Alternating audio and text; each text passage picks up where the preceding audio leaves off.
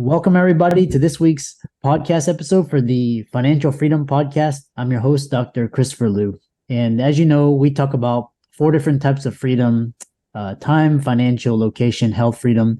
In that light, I'm always scouring the globe looking for influencers, people shaping the thought leadership landscape. And so today we have Paul Johnson. He is actually the youngest mayor of Phoenix, Arizona at 30 years old, and he's been involved in politics. And so today we're here to talk about his work and his message to the audience. So I'll let Paul introduce himself and welcome him onto the show. Welcome, Paul.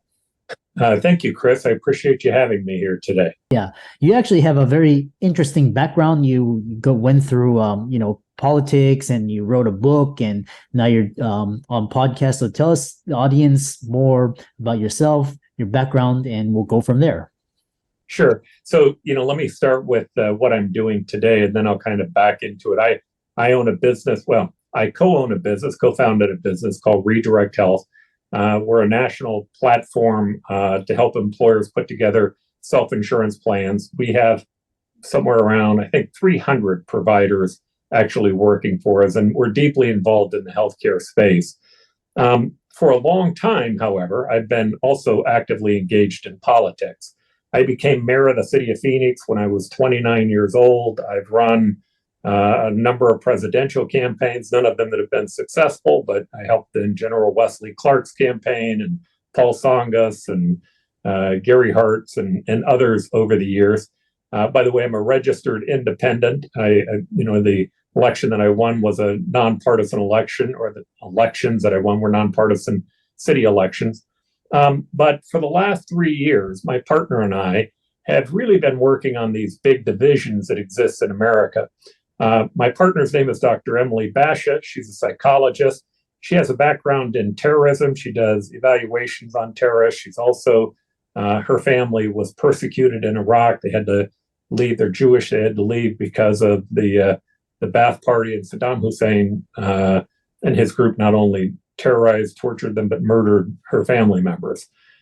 So we both have kind of this keen interest. We went around the country, and we went around the world, and we took a look at what were really the causes of genocide. So I'll try to make the book short.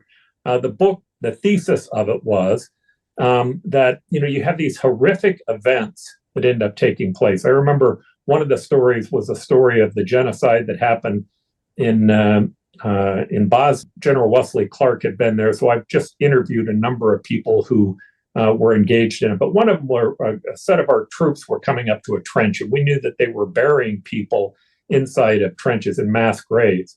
Well, when the troops got to the trench, there were guys there pushing dirt over top with bulldozers and with shovels. None of them in the military. They all ran off.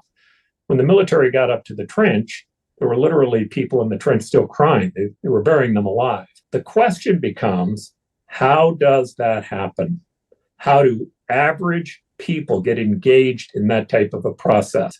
Well, what we found is that there are 3 big theses to what happens. The first one is, in almost all acts of genocide and terrorism, they're identified with an ideology. Number 2, those ideologies tend to be more focused on groupthink, on the oppressed and the oppressor. And the third issue is that as people get involved, they begin to disconnect from other people in society because people either don't want to talk to them or they don't want to talk to the other people. And then what happens is they only are involved with people who are more actively involved in the ideology. And over time, that can turn into violence. It is an addiction. Well, when you look at how to fix that, I can tell you at the beginning point of it, it's very hard to fix somebody who already has an addiction. If you're dealing with a heroin addict, it's tough to be able to solve the problem. But if you can get to them before the problem happens, you have some chance of having success. And that's where finding agency comes in, where maybe this makes a connection back to doctors and other folks that are here. The negative bias that we all have creates this desire for us, or this ability for us to hear negative information, and it overpowers positive information. So you're being bombarded on a nightly basis with the nightly news telling you about all the things that are going wrong. Our social media today have these wormholes that people go down that take you into increasingly more negative news. What's happening? Well, the amygdala hijack, the amygdala portion of the brain has a fight or flight instinct. And when it's activated, it sends out chemicals biologically that begin to hijack the neocortex. The neocortex is where we gain our rational thought from, optimism from. It's where we have the ability to be creative and innovative. And when that amygdala hijacks that portion of the brain, you have an inability to be able to do those things. Now, I can tell you, because I spent time in politics, politicians and pollsters and people who run campaigns know that. In fact, I've been given advice in campaigns that the way that you win is that you go out and terrify your base about the other side. You feed them information that tells them how terrified they should be of the opposing side. And once they're terrified, they can't think rationally. And once they can't think rationally, you own that base. Well, imagine that that's being done to you by political parties, by political candidates, by the news media, by social media. It's this constant negative message. And what it does is it gives you an inability to see the good things that are going on. Now, in our nightly news, we're hearing messages of, my children aren't going to do as well as I'm going to do. The United States is going to be overcome by China. It's this constant negative message. The first thing that I would say to you is that if you want to regain your sense of agency, you have to know the truth. And the truth is, the United States is quite simply the greatest superpower ever. There's nothing like what we have here in the United States. The opportunities that you have, there's nothing like the opportunities that exist here in this country and at this point in time. And the social progress that we've made in the world over the last 20 years, it's unprecedented. We've lifted more people out of poverty. We've taken more people, we've made more people literate. We've reduced child mortality. The impacts that we've had around the world have been dramatic. The point that I guess I'm giving to you, and I can spend a lot more time on the whole issue of optimism. There are many, many reasons why we should be optimistic about where we are. But when you're being bombarded by this negative message, it begins to terrify you. And that can have an effect on how you invest, what you do in your job, how you get involved with ideologies.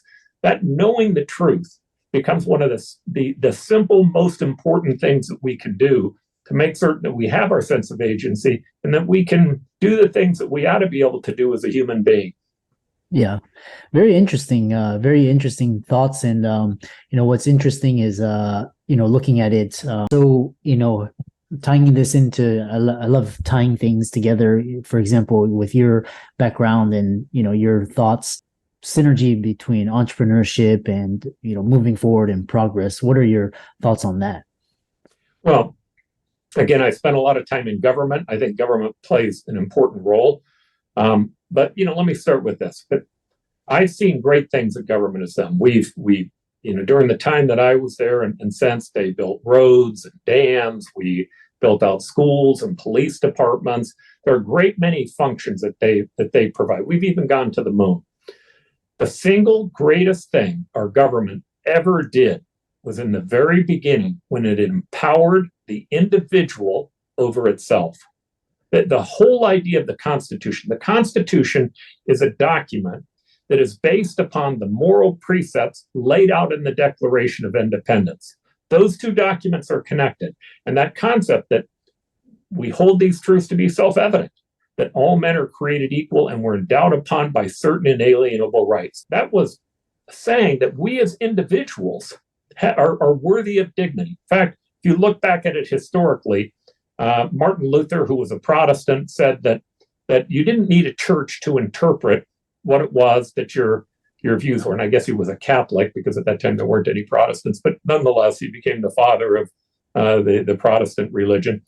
His point was that you have a direct agency to God. You have a direct connection to him. And that because of that, you don't need anyone in between you and him communicating with them. You are worthy of dignity as an individual. Well, later philosophers like Jean Rousseau said, well, if God owes you dignity, so does your government, right? And he created the social contract based upon this idea that government owed each one of us as individuals dignity. Our government was based upon that. And look at what we've created. I mean, we have created unbelievable things with that because we weren't tied up in government having to control every aspect of our lives. So it allowed the ability to resolve problems, not just with government resources and not just with government direction, but by the direction of almost every single individual in our country. All of the great problems that we're going to solve over the next 50 years, maybe not all of them, but almost all of them, they're not going to be done by government. They're going to be done by people in the private sector. We're going to create driverless cars, which will have an effect on reducing deaths or eliminating deaths on our freeways, getting rid of the DWI industry that exists today, which is an industry, right? There are prosecutors and defense attorneys, and there are jails, and there are people that are having to deal with all those issues. We can dramatically change that. Nanotechnology, biotechnology, 3D printing. There are so many changes. And in biology, both of us know there are so many things happening, not only in terms of curing cancer, but maybe even extending life itself, seeing aging as a disease. Those changes are dramatic, but they're going to be private sector innovations that make those happen. So the great place to be today, when I was a young boy, in fact, I have a poster behind me with John F. Kennedy on it because I spent time at Harvard University in one of their programs at the Kennedy School. But, back then we go to the moon because it's hard. And it was a government innovation that was taking place. Today, those innovations are coming from the private sector. Now, again, I'm going to go back to good news, bad news. So I, in my business, have to work on spreadsheets every now and then, right? I have to sit down and look at numbers and work my way through them. And one day, about a year ago, I had to go home for an entire week and work on the spreadsheet, somewhere between about 3 and 8 o'clock at night. So I would go home. In the beginning of the week, I turned on CNN, turned the volume off. I'm using my finger. I guess it's a remote now, so I should be pushing a button that tells you how old I am. But in any event, turned the volume off and then sat down and worked on the spreadsheet. I began to recognize all week long that all CNN was talking about was the Capitol break-in, the challenge with our country being overthrown, right? So I turned it to Fox to see what they were looking at. All week long, they were talking about immigrants crossing the border, millions of Haitians who were going to cause these huge problems. Somewhere around Thursday at 3 o'clock, for just a few minutes, there was this spaceship going into outer space with William Shatner on it. And it was, a kind of an amazing moment. And it made me think back to when I was a little boy in 1969. In 1969, I could tell you the name of every astronaut. I could tell you the names of their spouses. I could tell you the names of engineers in NASA.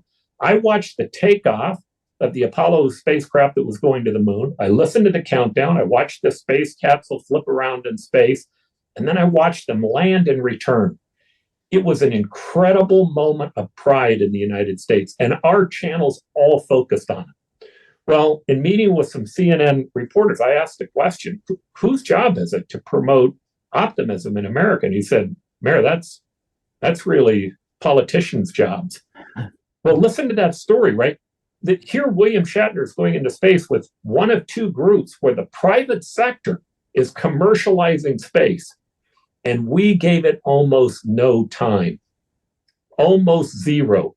All the time was put into why people should be terrified. And again, each channel trying to terrify their own base, just like a politician would do. Here's the answer. Turn it off. It's not helping, right? It's not giving you your sense of agency. It's not helping you recognize not only your potential, but the potential that exists in the world. There's so much that we have the ability to accomplish. But to be able to accomplish it, you have to own your own agency. I love that. How can people follow you? This is really interesting. Really thinking and ideas on the edge. How do people follow you, contact you, and reach out to you? So I have a podcast called The Optimistic American, and you'll find on there everything from foreign policy to what's going on inside the private sector. But really, the whole goal of it is to let you know that it's going to be okay. All right. Optimism doesn't mean that you ignore problems. Obviously, there are problems. And in fact, I would tell you pessimists play an important role. And pessimists play the role of continuing to tell us what it is that we need to be working on. But if you look back at our country, this has been happening for a long time. In the 1960s, 1970s, there was a book, I think it's called The Population Bomb, but it was a book where they talked about there was no way that the world could keep going the way that we were. We could never have 7 billion people on the planet because you can't feed them. And because you can't feed them, everything was going to collapse, and that there was going to be a huge world event that would create massive disorder. Here's what they didn't know. They didn't know that we were going to create the ability to grow more crops with less water with less land, right? It's like the mayor of New York once said, you could never have more than 1 million people in New York because where would you put all the horses, right? The world changes, right? We're past 8 billion people now. Technology is going to fix most of our problems so long as we keep engaging the human mind. And we engage the human mind when we allow them to own what it is that they create, to be able to speak up, even though we may disagree with them at times. The structure that we've created as a government does an incredible amount in empowering the individual. And those two forces together is what's made us unique. And it's why I have a keen interest in business, but I also have a keen interest in the political structure. You can also get our book. It's called Addictive Ideologies by Dr. Emily Basha and myself. That's another place that you can follow us. But in any event, thanks for asking. Yeah. And for all the listeners, let's thank Paul for coming onto the show, providing valuable wisdom and his experience. And, all of Paul's resources will be in the links and show notes. And with that, thanks so much for coming onto the podcast. Thank you for having me.